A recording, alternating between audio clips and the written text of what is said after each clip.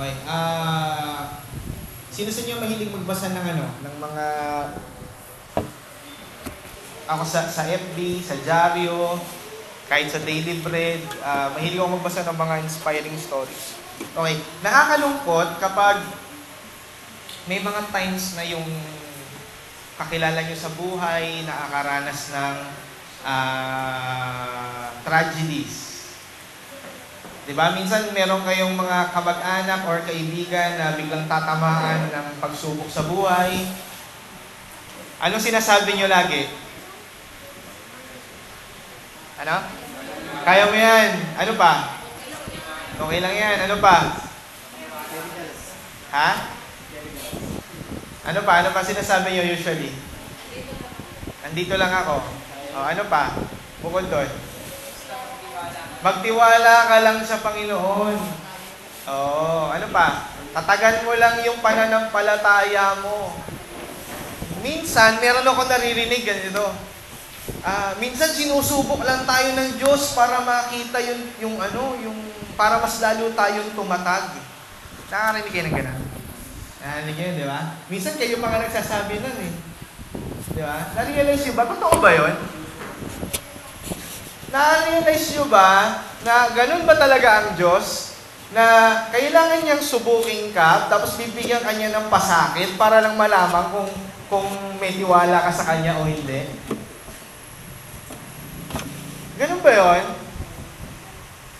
Sipin nyo mabuti. Ganun ba hindi alam ng Diyos kung may tiwala ka sa Kanya, kaya Kanya bibigyan ng pasakit sa buhay para lang malaman niya at makita niya na may tiwala ka kasi? Hayop ba ang Diyos sa tiwala natin sa tingin niyo? Sa pananampalataya natin? Hinihingi niya ba lagi yun? Hindi niyo ba na-realize na ang pananampalataya ay resulta ng mga bagay na ginawa ng Diyos sa ating buhay?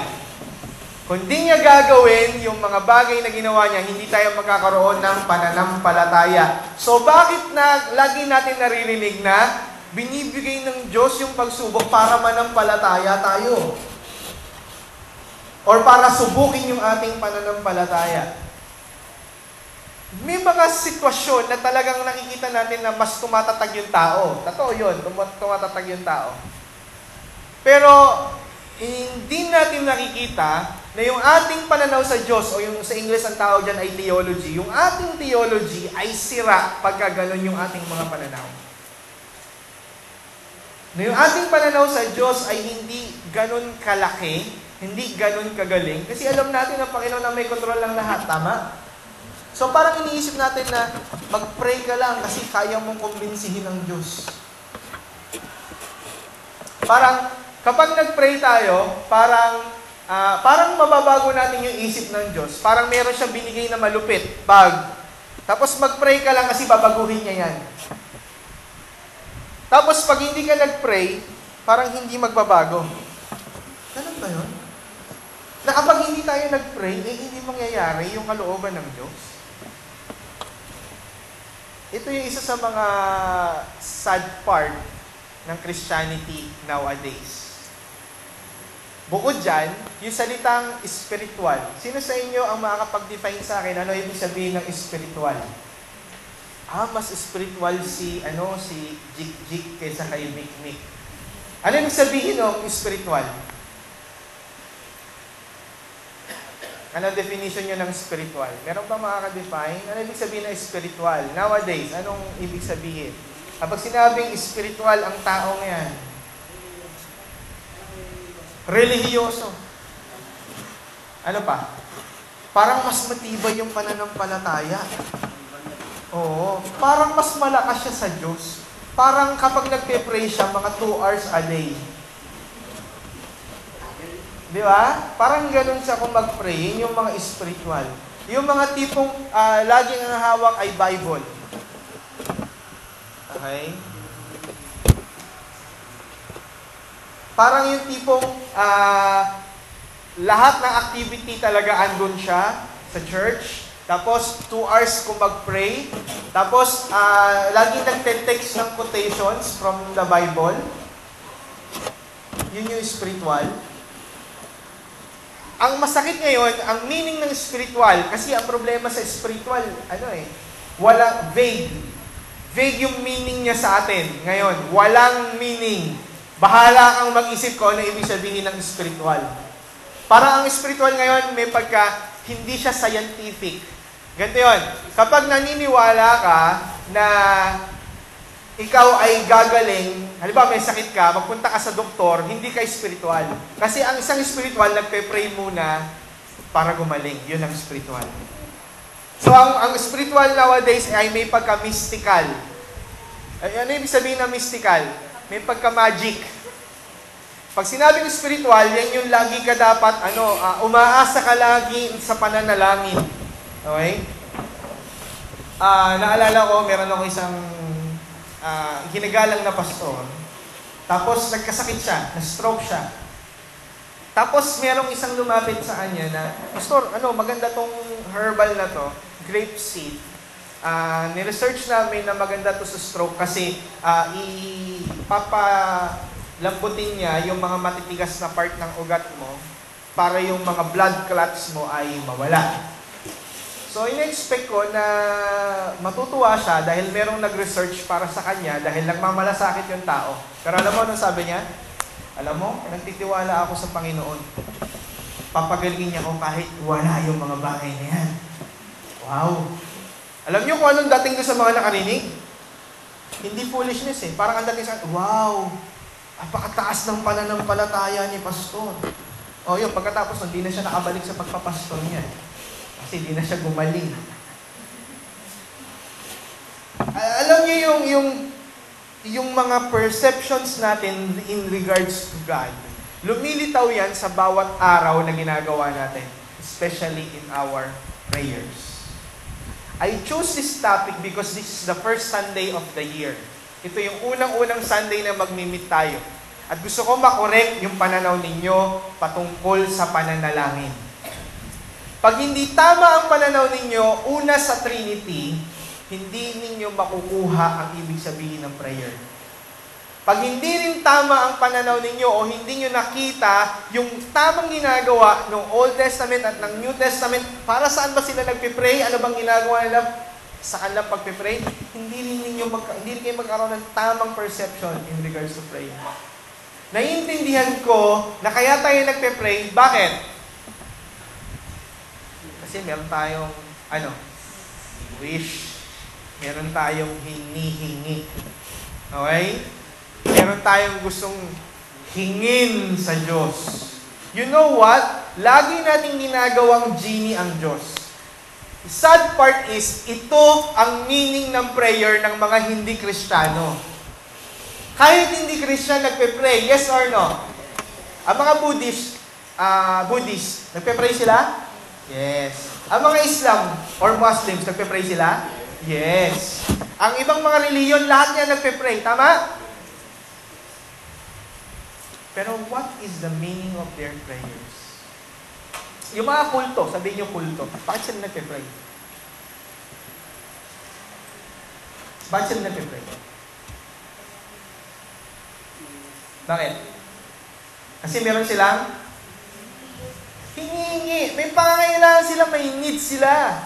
Diba? Kaya nga na-invento yung mythology. Kaya na-invento yung mythology na merong bawat Diyos sa bawat aspeto ng buhay. May God of the sun, may God of farming, may God of thunder and lightning, iba't ibang gods yan. Ganon din dyan sa kabila, merong iba't ibang patron. Diba? Yung pinakabagong Pilipino, si Pedro Penduko. Kalungsod pala. Anong patron siya? From Cebu di ba? Wala siyang specialty. Hindi katulad ng ibang mga santo. Merong pagka magbibiyahe ka, dito ka magpe-pray. Hindi nyo ba napansin yung mga santo nila? Lahat naka-gown, lahat naka-magandang damit. Pagdating sa atin, yung mga santo natin, naka-kamiseta chino. Pareho, si San Lorenzo Ruiz, saka si Pedro Calungsod, hindi nyo napansin, naka-kamiseta chino, pareho. Ba't ganun? Bakit sila? Hindi naman lahat mga Espanyol, pero bakit bihis prinsesa at bihis tawag dito, parang prinsipe at prinsesa yung mga suot-suot ng mga santo nila. Bakit pagdating sa Pinoy, nakabiseta chino, tapos yung pantalon, bitin pa? Samantala, halimbawa, si Mary Magdalene. Ano yung tsura ni Mary Magdalene, yung mga santo nila? Di ba? Ang ganda. Ang ganda, di ba? Ang ganda. Oh. Si John the Baptist. Ano yung tsura ni John the Baptist nila? O, di ba? Ang ganda din. Talagang maamong-maamo yung muka, long hair. Eh, pag binasa mo si John the Baptist, ano yung tsura? Suot-suot niya, camel hair. Tapos kumakain siya ng insekto. Nasa rin siya, balbasarado yon. Hindi siya balbasarado doon. Ang amo-amo ng muka. May nakita na ba kayong mga na mukhang gusgusin? Wala, di ba? Pero yung mga Pinoy, gusgusin yung itsura. Si Lorenzo Ruiz at si Pedro Calungsod. May discrimination pa rin eh. Kahit dun sa mga santo eh. Kidding aside, pansinin ninyo, na-invento yung mga patron-patron kasi merong specific reason kung bakit sila pananalanginan. Pagka magbibiyahe ka, punta ka sa Antipolo, di ba?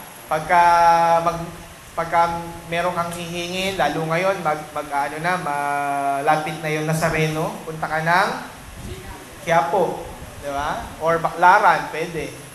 Iba-iba eh. Bawat isa. Iyon yung problema natin kasi kahit mga Christians ngayon, ang concept natin ng prayer is to ask God what we want. Hindi natin naiisip na si God Himself ay God who communes o communicates. Kahit nung wala pang nilikha, tatlo na silang persona eh. They always talk to one another. Kaya nga nung nilikha, anong sabi? Ito yung lagi yung kino-quote in regards to Trinity, di ba? Lagi. Bakit ganun, Pastor? Ang sabi sa Genesis, let us make. Let us. Bakit plural? Di ba? Kasi sa Diyos, sa totoo lang, sa Hebrew, wala talaga silang singular. Plural talaga ang patungkol sa Diyos. Although isa lang ang tingin nila sa Kanya, pero lagi siyang plural. Okay? Kaya let us. Okay? So, sa simula pa lang, meron ng communication si God sa sarili niya. Sa kanilang tatlo. Okay? So, nung nilikha niya ang tao, sino ang unang nag-communicate? Is it man or is it God? God. Ang Diyos ang siyang unang dahilan ng communication. Prayer is not asking only what you need, but prayer is communing with God. Actually, prayer is a reaction. Sa totoo lang. Hindi ko kasi alam kung matatapos ko ngayon. I hope matapos ko kasi dalawang part yung preaching ko today. Ipapakita ko sa inyo yung prayer na dapat ay naiintindihan natin yung Trinity. Pangalawa, yung prayer dapat ay naiintindihan natin yung disenyo niya from the Old and the New Testament. Okay?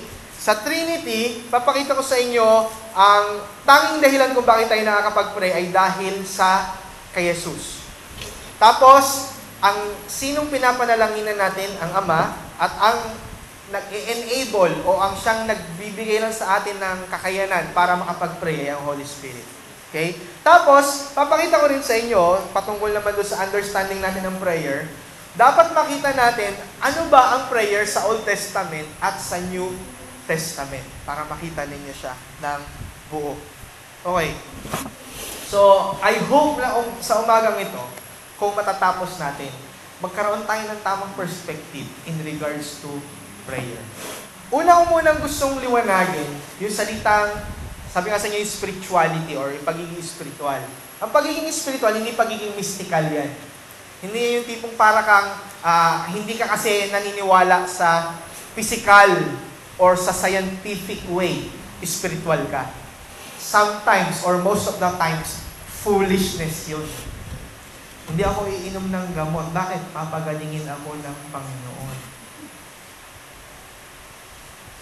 O kaya, meron ako nakita pa, pinagpe-pray muna yung gamot. Lord, gamitin niyo po ang gamot na ito sa iinumin. Parang merong magic yung prayer na kapag yung gamot pinag-pray mo, mag-iiba ng substance. Okay? Ito, diniscuss ko na rin ito sa wife ko. Pansinin niyo yung pananalangin ninyo sa pagkain. Bakit kayo nagpe-pray? Pinagpe-pray nyo na linisin yung pagkain. Pinagpe-pray nyo na maging safe yung pagkain. Ba't kayo kakain ng marumi? Kung malinis yung pagkain, malinis yun. Ngayon, kung marumi yung pagkain, kahit ipag-pray nyo yan, magtatahi kayo, mag-LBM kayo. Okay?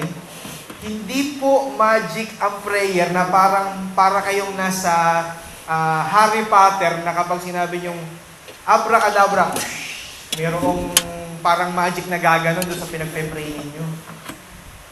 We pray when we bago tayo kumain, nagpe-pray tayo bilang ano? To give thanks. Si Jesus Christ, nung nag-pray siya ng pagkain, bakit siya nag-pray? Para i-magic yung pagkain, para dumami? Hindi. Nag-pray siya dahil nagpapasalamat sila. You understand? Naintindihan nyo? We pray because we react to what God has done. Sino sa inyo nakabasa na ng Psalms? Most of the Psalms. Bakit nagawa ang Psalms? Psalms is a product of reaction. Man's reaction to God's deeds. Reaction ito ng mga ginawa ng Diyos. Kaya nabuo ang Psalms. Ano ba ang Psalms? O yung sa Bible natin, awit. Bakit? Nabuo ang awit, ang mga awit na yan. Pag binasa niyo yung mga awit, mga prayers yan eh. Those are songs that written as a prayer. Yes or no? Yes. Dahil lahat ng Psalms ascribing to God or patungkol sa Diyos. Lahat ng salmo na sinulat o awit ay patungkol sa Diyos. Pero, magugulat kayo dyan kasi lahat ng mga Psalms, these are reactions of what happened to them. These are reactions of what God has done to them. Although meron kayong mga mababasa, Panginoon, puksain mo yung aming mga kaaway. Pero, alam niyo pa rin, kaya yan nagawa because it is a fruit of their reaction. These are reactions. Prayer are reactions. Hindi tayo nag-i-initiate na mag-pray para malugod ang Diyos. Maraming mga pastor ang nagpipreach, lalo na yung mga mahilig mangonsensyang pastor na laging sinasabi, si Jesus nga gumigising pa ng madaling araw para mag-pray. Saan nyo naman nakita at napatunayan yon? There are times that Jesus prayed in the morning, pero hindi sinabi na habit niya yon. Hindi ko sinasabi huwag yung gawing habit, huwag nyo akong i-quote na mali. Ang gusto ko lang makita, huwag nating konsensahin yung mga tao para lang mag-pray. Bakit? Prayer are reactions. Dito ang prayer ang nagpapakita kung gaano nyo kamahal o na-appreciate ang Diyos. Hello? Tanungin nyo sa sarili nyo, bakit hindi kayo madalas mag-pray? Dahil hindi kayo nakakonsensya? Hindi. Dahil hindi nyo na-appreciate si God. Hindi nyo na-appreciate yung mga ginagawa niya sa bawat araw ng buhay natin. That's why we don't pray often. Nang madalas. Ibig mo sabihin, nagkukulang siya? No. Sino may pagkukulang? Tayo. Okay? So, gusto kong makorek yung mentality natin in regards to prayer. Huwag kayong mag-alala kasi hindi ko kayo kukonsensahin. Nasasabihin ko sa inyo, si Martin Luther nga, si John Calvin nga, 2 hours a day kung mag-pray. Hindi ko kayo kukumbinsihin mag 2 hours a day. I won't. Yun ay bunga ng kanilang devotion at pagmamahal nila sa Diyos. Kayo, kung ano yung bunga ninyo, ng pagmamahal ninyo at ng devotion nyo sa Panginoon, yun ang magdedetermine kung gano'n ninyo kadalas at gano'n kasarap kayo mananalangin para sa Panginoon. That's it. Yun eh. Yun yung magdedetermine nun. Okay? Yun yung baka sa ninyo, Pastor, hindi ako gano'n kadalas mag-pray. Ano ba ang gagawin ko? Ang problema kasi natin, iniisip natin na ang prayer ay spiritual thing kasi. So, hindi ka spiritual kapag hindi ka mahabang mag-pray. Prayer is not ritual. Prayer, number 1, is reaction. Pangalawa, prayer is communication. Kapag ba kayo nakipag-communicate, dire-diretso, 2 oras, kaya nyo? Makikipag-usap lang kayo ng walang patid, tapos hindi naman siya sumasagot, ikaw lang nagsasalita, kaya nyo 2 hours? Kita nyo ako kung mag-preach ako, hindi ako pumapayag na ako lang yung nagsasalita, lagi ko hinihingi yung reaction nyo every time I preach. Ang hirap kaya magsalita kung wala kang kausap. Bago ako napunta sa Word of Life, kasama ako ni Pastor Caloy, we have a radio program. Alam nung iba to yung mga matatagal na sa Word of Life. Alam nyo yun, meron kaming mga 2 yung naging programa namin sa tawag dito, sa radio, sa AM before. Bago mag day by day yung sa amin, saka doon sa DCAS, meron din kaming program, bali 2 siya. Yung pag-asang para sa'yo, kasama ako doon. Tapos yung isa pa na si Pastor Caloy, yung siyang pinaka-head namin doon sa isang radio program. Alam niyo ba na ang hirap magsalita nang wala kang kausap, ang kaharap mo ay dashboard, tapos salamin lang, tapos relo. Nung unang salang ko doon, kasi matagal din, mga 1 year ako mahigit din nag-radio. Ang hirap kasi inaantay ko talagang matapos yung relo. Kasi 1 oras kami doon.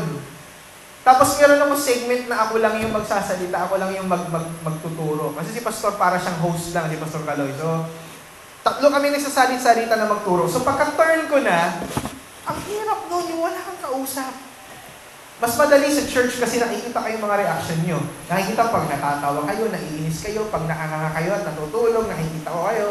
Doon, wala! Okay? Wala. Okay? Kaya nyo ba yun 2 hours? Walang tigil ng pagsasalita? No. Why? Kasi prayer is communication. Kaya hirap na hirap tayo na tumagal kasi prayer is communication. Hindi ito dapat yung ginagawa nating ritual na parang ginagawa nila na kailangan mo tapusin yung mga beats mo. Okay?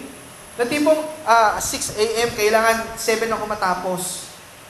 Kasi 6 ako nagsimula. Kaya kapag nagpe-pray kayo, Lord, salamat, ganyan.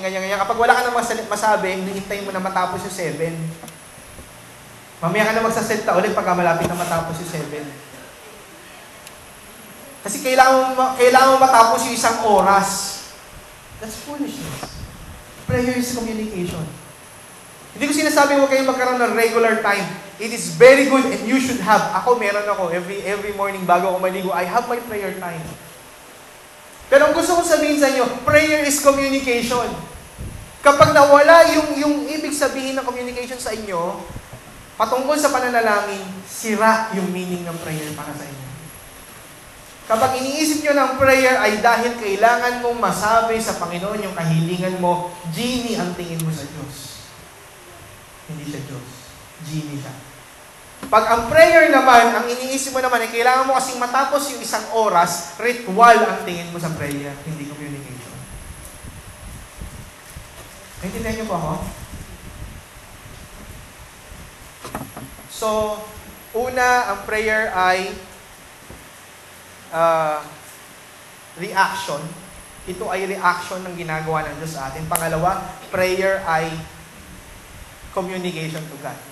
So ngayon, tingnan natin anong kinalaman ng understanding o pagkakaunawa natin sa Trinity patungkol sa pananalangin. Sisimulan ko muna sa kailangan tama ang pagkakakilala mo kay Christ. Bakit ba tayo nagpe-pray? Bakit ba tuwing ending ng prayer ay in the name of Jesus? Parang hindi pa pwedeng matapos yung prayer ng walang in Jesus' name, Amen. Naging katatawanan yan dito, di ba? Kasi nang diniscuss ko sa inyo, Na usually, pang-ending yun. Parang hindi matapos yung prayer kapag wala yung in Jesus' name. Ang tanong, noong Old Testament ba may ganun sila? Wala eh. Kahit nung New Testament, meron ba? Hindi naman eh. Kaso, naging trademark na yan. Na kapag magpe-pray tayo, lagi dapat nag-end sa in Jesus' name. Amen.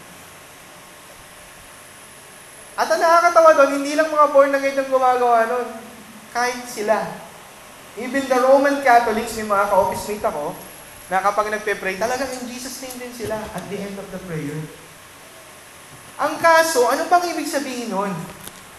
Okay? Nung bumaba si Christ, anong ginawa niya? Namatay siya sa cross. Bago yon, tinuruan niya tayo ng kanyang mga salita. Binigay niya sa atin yung mga dapat nating maintindihan.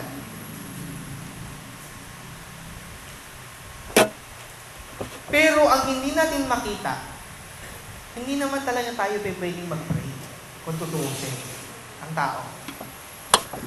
Bakit? Ano ba tayo? Ha? Tao tayo, di ba? Meron ka bang karapatan na humingi sa Diyos? Tandaan nyo, Diyos yun. Tao ka lang. Pag hindi tama yung concept natin ng theology natin, yung pagkakaunawa natin sa Diyos, bagsak yung understanding din natin sa prayer. Wala naman tayong karapatan talaga eh. Kailan ba nagsimulang tumawag ang tao sa Diyos? Genesis 4, and man start calling upon God. Pero pag tumatawag sila, especially in the Old Testament, ano nangyayari? Ha? Usually, they cried out to God. Madalas yun ang binabanggit sa Old Testament, right? Tama ba? Pero sa New Testament, magtataka tayo, nag-iba yung prinsipyo o perception patungkol sa pananalangin. You know why? Ang dahilan po niyan, because we became one with Christ. Dahil nakaisa tayo ni Kristo, ni Christ. Nung naging Christian tayo, when God caused us, or ginawa tayong Kristiyano ng Panginoon, naging kaisa tayo ni Kristo. Ngayon, dahil naging kaisa tayo ni Kristo, pwede na tayong lumapit sa Ama. Kaya nga, nung nagturo si Christ, sabi ng mga disciples, Lord, teach us how to pray. Anong sabi niya? Our Father. Yung binasa natin kanina sa Galatians, anong sabi? Balikan natin, Galatians 4, verse 6. Ang sabi dito, and because you are sons, mga anak, huwag kayong ma-offend mga babae. Bakit hindi binanggit na you are daughters? Walang gustong gawing maging gender sensitive dito. But ang gusto lang sabihin, because you are sons, tayo yung mga anak. Ano daw sabi? God, what? Has sent what? The Spirit of Him. Sino? Of who? Spirit of who? Of His Son. Into our hearts. Binigay ng Ama ang Spirit sa ating puso, Spirit ni Christ, para ano daw? We could call Abba, Father. Therefore, ang isang pinakamatapang na pwede nating sabihin, ang tanging may karapatan lang para manalangin ay ang anak ng Diyos. Wala nang iba. Walang ibang pwedeng tingin, kundi ang anak ng Diyos. Bakit? Sino lang makakatawag na Abba Father? Yung mga binigyan lang ng Espiritu ng anak. Tinutukoy dito yung sinabi ni Christ, pag alis ko, ibibigay sa inyo ng Ama o ipapadala sa inyo ng Ama. Sino? Yung Holy Spirit. Kaya tayo nakaka-pray because of the Holy Spirit. Dahil ano? Dahil anak tayo. Ibig sabihin, hindi pwede makapag-pray ang hindi anak. Sabihin mo sa katabi mo, kung hindi ka anak, lagot ka. Hindi ka makaka-pray. Kuha nyo? Yun yung masakit dito. Sabi nga sa inyo, ang scripture, matalim yan eh. Akala lang natin ang scripture malambot. Lalo na pagdating sa word na prayer. Pag-pray natin kapatid. Lahat na lang pinag-pray. Lahat ng tao pag-pray. Let's pray for world peace. Hindi magkakaroon ng world peace. Hindi. Tahasan po yun. Bakit? Sinabi ng scriptures eh. There will be wars and rumors of wars. O anong world peace? Lalala at lalala ang sitwasyon ng mundo. Hanggang sa bumalik ang Panginoon. O anong world peace?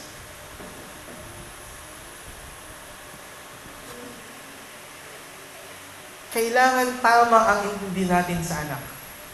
Unang bagay na dapat nating isaisip, kaya lang tayo nakaka-pray dahil kaisa tayo ni Christ. Ano ibig sabihin ng kaisa? Yun yung dahilan kung bakit sinasabi natin sa prayer yung salitang in Jesus' name. Okay? Ibig sabihin, nakaka-pray lang tayo dahil sa pinayagan na tayo ng Amang makalapit sa Kanya kasi meron na tayong mediator which is si Jesus.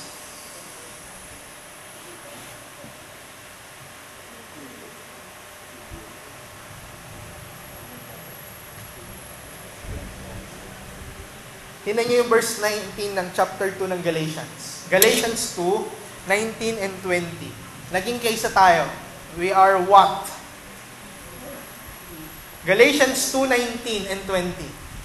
At sabi, for though the law, I died to the law, so that I might live to God. Ano sabi? I have been crucified with Christ. It is no longer I who live, but Christ who lives in me. And the life I now live in the flesh, I live by faith in the Son of God, who loved me and gave Himself for me.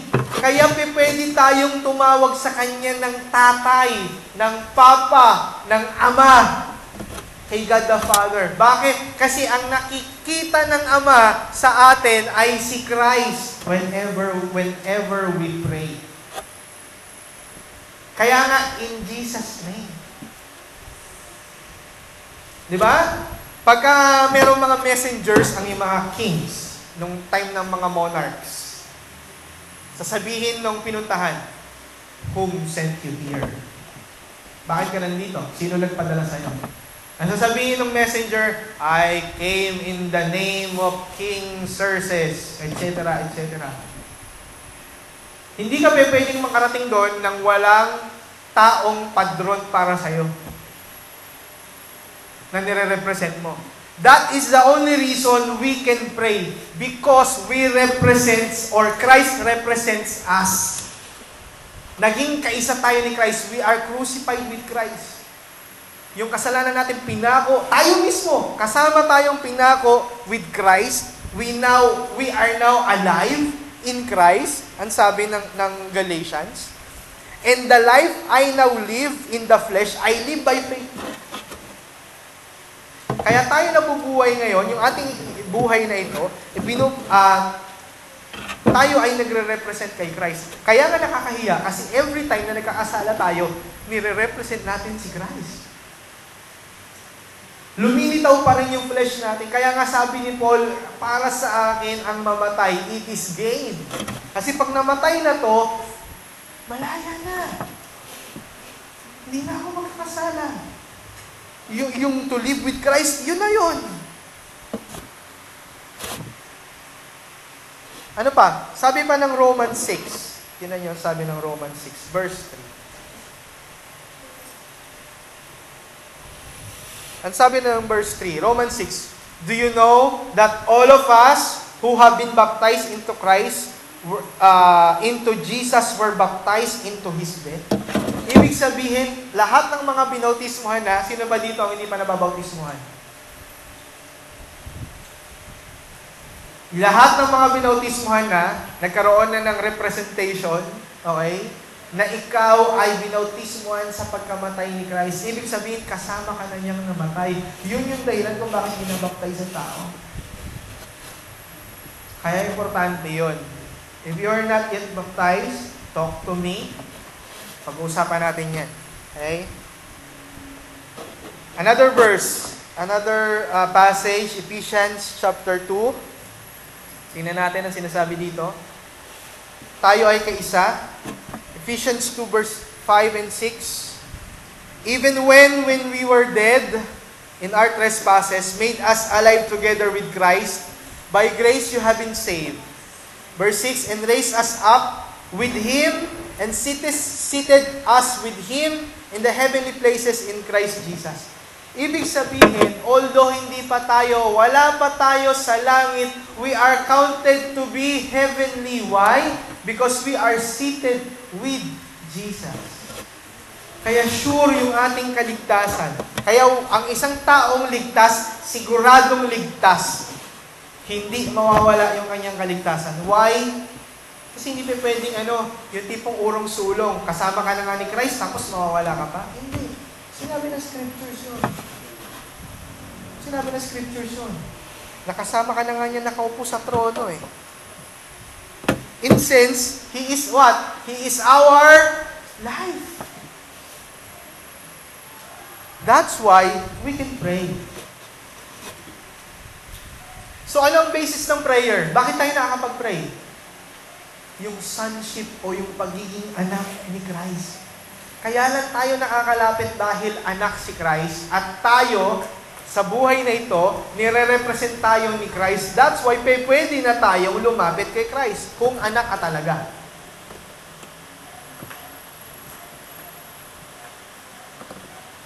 Kasi, kung hindi ka naman anak, hindi ka niya pakikinggan. Hello? So the real purpose or reason of prayer is the sonship of Christ. Yung pagiging anak ni Christ. Kung hindi ka anak, you can't. Ay, hindi. Naintindihan ko pala, in-explain sa akin ni Grace yung pagkakaiba ng may sa kanang can.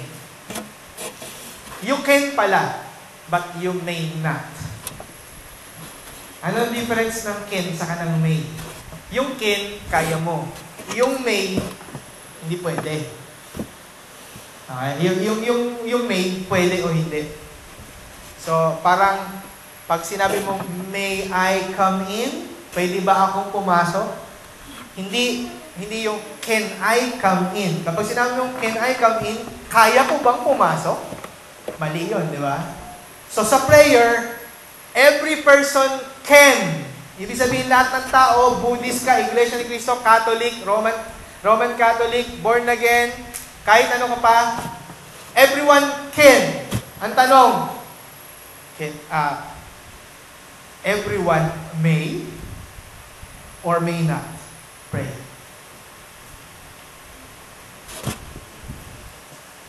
Not everyone may do his prayers. Hindi lahat pwede mag-pray. Pero lahat ay kaya. Ang tanong lang is, may karapatan ba? Yun yun. Another is, ano yung source ng prayer natin? Or, kung si Christ ang siyang dahilan, kaya tayo merong karapatan, sino naman, o saan naman, o ano naman yung source ng ating prayer? Kanino tumutungkol? Anong turo ni Christ? Kanino daw? Our Father. Parang narinig nyo na yan, no? yung lakasan mo lang pananampalataya mo. Sabi nga sa inyo kanina, parang no? Kung pwede lang sana ang pananampalataya, parang Colgate, pipindutin nyo lang dun sa shade. Lalabas na eh. Parang ganun eh. Parang paramihan, mas maputi yung ngipin mo. Ganun ba yun? Palabasin mo ng palabasin yung pananampalataya mo para tugunin ka. Kaya nga na-invento yung mga intercessors.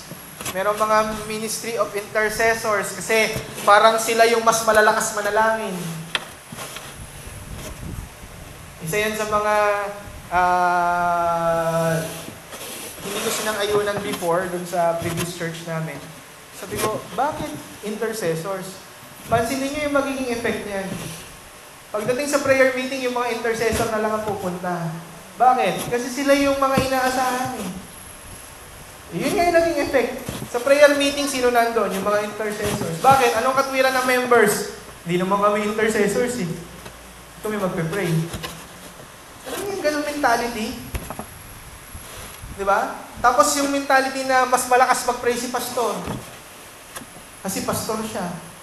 So, mas papakinggan siya ni God. The reason why we pray, ang pinagpe-prayan kasi natin, si God. So, sino may karapatan? Sa prayer natin, si God. Okay? Kahit na anong gawin ninyo, hindi nyo siya pwedeng palitan yung isip niya.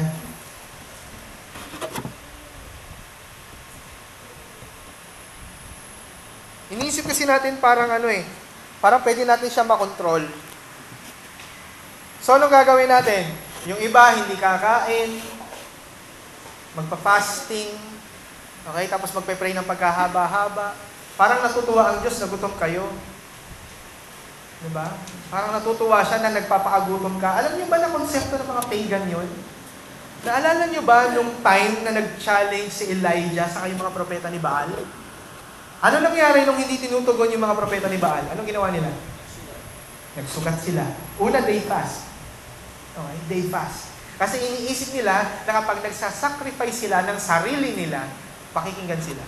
Tapos nagsugat sila sa kanilang mga katawan. Natutuwa ba ang Diyos na pinapasakitan niyo yung katawan niyo? Of course na. Kasi pastor, si Christ nag-fasting. Kapag gagayahin niyo si Christ, gayahin niyo ng buo, 40 days, 40 nights yun, walang tubig. Gawin niyo, subukan niyo lang. Subukan niyo lang. Tingnan lang natin. Ginawa ni Christ yun para patunayan na He is Lord over all. Over His creation. Bakit? Kasi kasabay ng fasting niya ng 40 days, walang tigil din siya tinutokso ni Satanas. Kaya nga, anong unang tukso sa kanya na pinakita ng Matthew? Kung talagang Diyos ka, gawin mo ngang tinapay, ang batong ito. Pinakita niya kay Satan na I am over my creation. Hindi ako nagugutom, hindi ako masasatisfy niyan. Ano magsasatisfy sa akin? Will ng Ama. So, wag yung intent na gayahin yun. Hindi kayo si Christ, hindi nyo kaya, mamamatay kayo 40 days, 40 nights yung ginawa yun. Walang tubig. Saka nasa wilderness siya, tinutokso siya. May apostle bang gumawa nun? Wala. Wala. Nagalit nga yung mga scribes sa mga Pharisees. Bakit? Yung mga apostles hindi nagpa-fasting. Natatandaan nyo? Bakit hindi sila nagpa-fasting? Bakit sila magpa-fasting? Kasama nila ako. Samantala ang mga Christians ngayon, fasting ng fasting kasi iniisip nila, natutugunin sila dahil nagpa-fasting sila. Foolishness. If you yourself want to fast, kasi wala kayong time na kumain, go ahead. Mas gusto nyo kasi na mag-spend ng time kay God kaysa kumain, okay yun. Pero kung dahilan ninyo, kasi alam nyo, tutugunin kayo ng Ama dahil nag-fasting kayo kasi kinukumbinsin nyo siya, sorry. O kaya, mag-o-offering kayo kasi iniisip ninyo na ibabalik sa inyo ng mas malaki. Kasi kinukumbinsin natin ang Diyos. O kaya sasabihin nyo, Lord, bigyan nyo lang ako ng trabaho, maglilingkod ako sa inyo. Wala kayong karapatan o kakayanan para kumbinsihin ang Ama. Kahapon, nag-challenge kami ng mga anak ko kasi nilireview ko sila. Meron kaming challenge na binigyan ko sila ng amount of peso. Sabi ko, kada error nyo, bawas ng piso. So, ang challenge is kailangan wag silang magkamali dun sa kanilang nire-review. Para bago sila sumagot, kasi napansin ko, nasagot lang sila ng sagot. Bahala na. Mali, tama. Sabi ko, para maging careful kayo, sige, bigyan ko kayo ng rules. So, yun na. Hetong isang anak ko, si Grace. Binibigyan ako ng rules. Daddy, dapat ganito. Dapat pag may tama kami, dagdag din ng piso. Sabi ko, Grace, Ako ang gumawa ng rules. Ako ang daddy, ako ang gumawa ng rules. Wala kayong magagawa kundi sumunod. Oo nga, sabi nga ni Grace. Tayo, wala tayong magagawa kundi sumunod sa rules ng Father. Hello? Wala kayong magagawa. Kung gusto niya nang mamatay, mamamatay yan. Kung gusto niya humaba ang buhay, hahaba ang buhay niyan. Hello?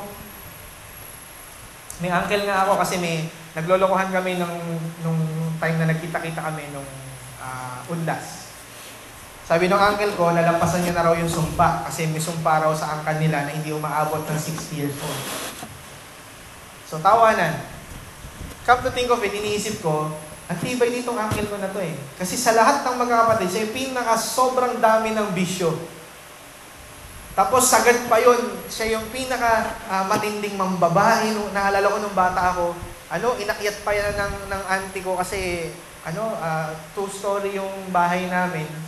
Ayaw papasukin ng uncle ko dun sa kwarto, yung auntie ko. Kasi hindi namin alam, may sinabang babae dun sa bahay namin. So galit na galit ang nanay at tatay ko, tapos sumugod yung auntie ko. Inakyat pa ng auntie ko yung sa labas, sa bintana talaga. Ganun siya kalala. Yung uncle ko, sukdulan talaga. Pero ayaw mamatay-matay.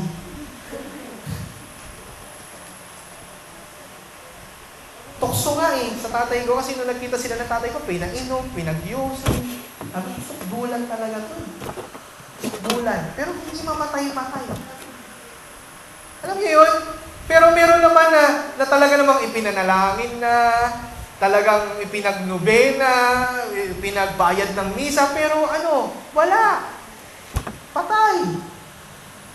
Alam niyo kung bakit? Kasi wala tayong kontrol sa kagustuhan ng Ama. Ama nga siya. Ang nangyayari pa, yung rebellion natin, yung rebellion ng tao, yun ang nagkokos para maghanap tayo ng ibang bagay o solusyon. No one seeks God. Naalala niyo, Romans 3:11. Lagi kong binabanggit sa inyo, walang naghahanap sa Diyos. Sa totoo lang. So, bakit ang concept natin in regards to prayer is parang kailangan nating kumbinsihin ng Ama? That's no. Dapat nating isipin sino ba siya. He is Sino ba ang Ama? He's the Almighty God. Tama? So whenever we pray, lagi niyong isipin, He is the sovereign God. Wala kang magagawa kung anong gusto niya. Kaya nga laging, Thy will be done. Kung naalala niyo si Christ, sinabi niya kung pwede nga mawala na sa kanya yung cup na yon. Pero sabi niya, not my will, but yours be done. Whenever we pray, it should always be according to the will of the Father. Hindi gumagawa ng magic ang Diyos. Na tipong ngayon ay puti, bukas ay gagawin niyang itim kasi nakumbinsi mo siya. Dati nung bago-bago pa lang ako kasi naging Christian ako first year high school. Lagi kong iniisip nun na yung prayer ay makakapag-change ng things. Kaya kapag tinatamad akong pumasok, Lord, sana paulanin mo ng grabe.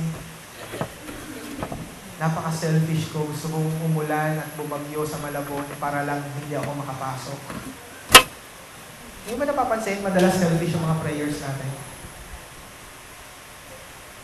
Madalas yung mga prayers natin selfish, self-centered. Sana ganito na lang. Sana po, Panginoon, bigay mo to, bigay mo yan. Hindi ko alam kung napanood yun yung Bruce Almighty. Sino sa inyo nakapanood ng Bruce Almighty? Pangalan ko? Jim Carrey. Galit na galit siya sa Diyos kasi malas siya. Okay? Malas siya. Malas sa trabaho, malas sa pamilya. Lahat na lang, malas siya. So sabi niya, parang galit na galit siya sa Diyos. Ang ginawa ng Diyos, ginawang siya ang Diyos. Sabi sa kanya, sige, 1 week lang, ikaw ang Diyos. So tuwang-tuwa siya. Tuwang-tuwa siya kasi naririnig niya yung prayers. Tapos, kaya niyang gawin ang lahat. Pero hindi niya nakita na kapag pala siya ang nasunod, okay? Nasunod siya sa lahat ng bagay, chaos ang mangyayari. Halimbawa, gusto niyang ma-inlove sa kanya ng gusto yung asawa niya. Gusto niyang maging romantic yung gabi. Alam niyo kung ano ginawa niya? Pinila niya yung buwan, pinalaki niya. So, nung lumaki yung buwan, di ang romantic, syempre full moon, tapos ando sila sa bintana, o di natuwa yung asawa niya, in love sa kanya. Hindi niya alam na kapag full moon, baha. May effect yung bawat gagawin niyang bagay. Si God, ang galing niyang kumontrol ng bawat situation. Di ba? Ang galing niyang kumontrol ng bawat situation. Noong isang araw nga, ina-explain ko kay Blessing, yung moon, kasi ina-explain ko sa kanya na yung moon umiikot sa earth. Tapos yung earth umiikot sa sun. Tapos sabi ko sa kanya, pansinin mo, hindi sila nagbabangga. Tapos hindi nahuhulog. Tapos laging tama lang siya. Tapos kwentado, laging 365 and 1/4 days a year. Laging kwentado siya. Laging sakto siya.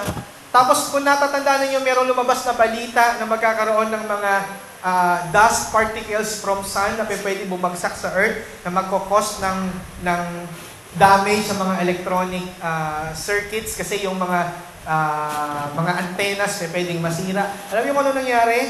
Doon sa kabilang side ng sun, kung saan hindi nakatapat yung earth, doon siya nangyari. Ganun kagaling si God the Father. Si God, ganun siya kahusay na He knows everything. Kaya kung hindi nangyayari yung prayer ninyo, be ready for the no. Kaya tayo nagpe-pray is just a reaction. Kung ano yung nangyayari sa buhay natin, hirap na hirap kayo, sabihin nyo sa Diyos. Pero hindi ibig sabihin na kukumbinsihin nyo siya. Kasi wala tayong karapatang makumbinsi siya. Okay? Pangatlo, yung enabler natin. O sino yung nagbibigay sa atin ng kakayanan sa ating pananalangin? It is the Holy Spirit. Madalas, lagi sinasabi, tapos kino-quote pa, ito yung mga verses na kino-quote ng marami, no? Matthew 9:29 sabi, according to your faith, be it done to you. Matthew 21:22, whatever you ask in prayer will receive if you have faith. Mark 11:22, whatever you ask in prayer, believe that you receive it and you will. Kaya maraming mga born again, anong ginagawa? Kiniklaim ko na yan, Pastor. Ano ngayon nangyari? Kinlaim mo, nangyari? Hindi, di ba? Hindi. Kahit i-claim mo pa ng i-claim yan, pag wala sa yung stab, wala kang makiklaim. Di ba? Halimbawa, magkiklaim ka sa isang nanalo po ako, nanalo. Ang dami nga, nanay ko nga, nagpapakita pa sa akin. Hindi po, nanalo ako, cellphone. Nanalo ako, ito sinasabi, DTI pa, DTI permit number. Unang tanong ko, Nay, may sinalihan ka? Wala. Ba't ka nanalo? Di ba? May sinalihan ba kayo? Wala. Ba't kayo nanalo? Sa prayer, kahit claim nyo ng i-claim, ang tanong, asa inyo yung stab? May stab kayo? Wala. Ibibigay niya sa'yo yan kung ibibigay niya. Hindi yan palakasan ng pananampalataya. Hindi yan positive thinking. Hindi ba? Padiinan ng prayer. Hindi yan padiinan ng pikit. Yung mas padiin yung pikit, mas taimtim. Alam niyo yung concept na gano'n na taimtim na pananalangin? Yun yung mataimtim. Yung talagang pikit na pikit kayo, pangit na pangit, yung lamukos na lamukos yung mukha, yun yung taimtim na prayer. Natatawa ko nung kasi nung high school ako, kapag sinabing taimtim yung prayer, yung mga hindi nakadilat yun. Hindi nakangiti, mga nakapikit talaga, lamukos yung mukha. Panginoon ko. Tapos lahat yung lahat, amen, amen. Tapos may tuloy palagi.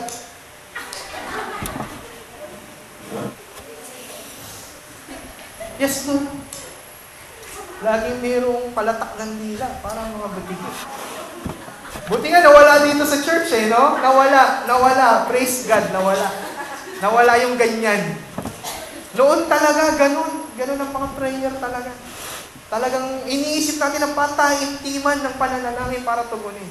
Pananampalataya. Hindi natin naiisip na kaya lang tayo nakakapanalangin, it's because the Holy Spirit enables us. Why? Natural man. Anong sabi ng Romans 3 verse 11? No one? So paano ka nakaka-pray? Kaya ka nakaka-pray kasi may Holy Spirit na nasa iyo. Binigay ni Father, sabi ng Galatians 4. That's why you can call Him Abba, Father.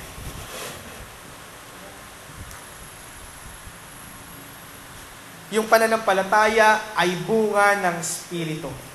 Kaya lang tayo nagkaroon ng pananampalataya dahil binuhay tayo in the Spirit. Yes or no? Yes. We are dead. Nakakita na ba kayo ng patay na nananalangin? Hindi. Wala.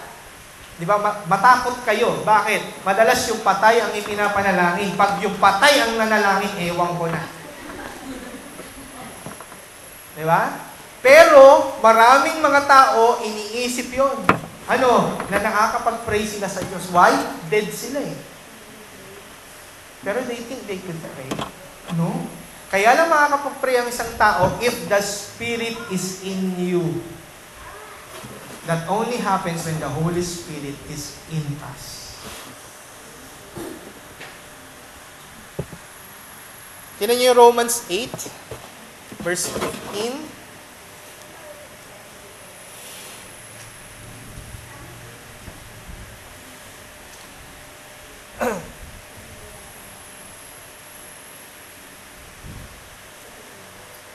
Ang sabi dito, For you did not receive the spirit of slavery to fall back into fear, but you have received, yun yung word na receive.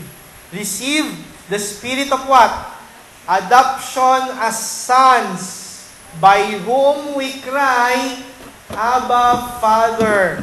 Dahil meron tayong Holy Spirit, kaya lang tayo nakakapag-pray. Bakit? Kasi ang mga may Holy Spirit lang ang siyang binigyan ng karapatan para maging adopted sons o adopted child of God.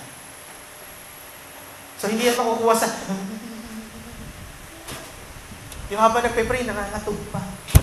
Hindi yan. Hindi rin makukuha ng patumba-tumba yan.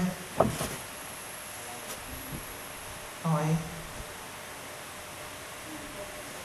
Ang dami ko kayang ka-classmate nung high school, tumba ng tumba. Okay? Pero problema ng magulang. Ano yun? Lalo eh. Diba? Meron pa nga kaming yung isang young people dati, talagang song leader, grabe, ang tawag talaga sa kanya, spiritual. Tapos doon na uso sa amin yung salitang talentado. Kasi lahat ng talent nasa kanya. Okay? So, spiritual, talentado. Tapos, nagulat kami kasi pala, may ginagawa palang hindi tama. Yung song leader, saka yung backup, may relasyon pala, hindi tama. Kaya nung naalis yun sa church, ang tawag sa kanila, mga talentado talaga. Kaya lang pangit na yung stress. Pangit na yung dating. Ay, nauso yung salita sa amin, talentado. It is only the Spirit that helps us, leads us to pray. So without the Spirit, wala. Hindi tayo makakapag-pray ng tama. Hindi rin magiging authentic yung prayer natin. So anong application natin? Next week ko na itutuloy yung patungkol sa prayer ng Old Testament sa New Testament. Anong application natin dito? Application natin. Ang una application natin dito, kapag hindi tama yung understanding nyo kay Jesus, kay Father, sa Holy Spirit, kung wala tayong relasyon sa kanila, hindi authentic yung prayer mo. So kahit na anong gawin mo, hindi umaabot sa langit. Hanggang dyan lang sa kisame. Okay? Hindi umaabot yung prayer mo. Bakit? Wala kang relasyon sa Diyos. So yun yung una. Diba? Hindi authentic. Application number 2. Okay? We should have a humble heart whenever we pray. Dapat meron tayong mababang puso kapag tayo ay nananalangin. Ano ibig sabihin? Ready nyo yung sarili nyo kung sasagutin o hindi ng Panginoon. Tama? Hindi tayo pwede magyabang. Pangatlo at panghuli, answered prayers are just grace of God. Yun yung maglilid sa atin para mas lalo tayong sumamba, mag-worship at magpasalamat sa Panginoon. Pag umiral yung biyaya ng Panginoon at tinugon niya yung prayer natin. Malinaw? Malabo? Malinaw. So I hope maitama yung ating mga perspektibo, pananaw, at pangunawa sa pananalangin. Hindi niyo pwedeng abuse yung prayer. Ngayon, matatakot na kayo mag-pray ng basta-basta. Hindi na kayo mayabang na tipong, Lord, gusto ko to, gusto ko yan. Bakit? Kasi kaya lang tayo nagpe-pray sa biyaya niya lang. Kung hindi niya ibibigay, wala tayong magagawa. Okay po? Tayo po tayong lahat.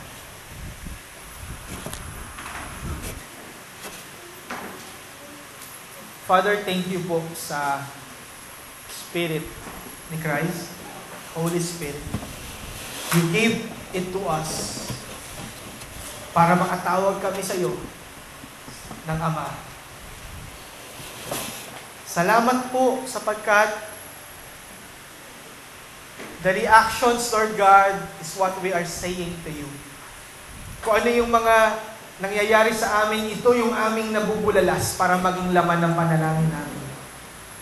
Pero ikaw ang makapangyarihang Diyos. Kalooban mo ang dapat masusunod. Nandirito lang kami para lang sabihin yung mga bagay na ito. Pero ikaw pa rin na siyang may karapatan sa bawat bagay. Sa bawat katugunan, still your will to be done. Salamat sa Panginoon sapagkat siya ang siyang nakikita mo sa amin that represents us whenever we pray. Sapagkat kung kami lang ang makikita mo, we are rebellious, O God. Ayaw nga namin makinig ng salita mo. Ayaw nga namin mag-pray. Paano pa kami lalapit? Pero salamat, Panginoon, at ang Panginoong Hesus ang siyang nakikita mo every time. Every time. He is the one who mediates between you and us. Kaya nga salamat, Ama. I pray na maintindihan ng bawat isa ito. At tulungan niyo po kami na magkaroon kami ng tamang pangunawa, Lord, para sa bawat araw na aming pamumuhay, magkaroon kami ng tamang communication sa iyo. Hindi lang dahil sa mahihingin kami, kundi dahil sa lagi ka namin kausap. Because you are the God who communes. Thank you, Father God. Salamat po sa iyo, Panginoon, at kayo po ang siyang patuloy na papapurihan. Thank you, God. Amen. Ngayon po ay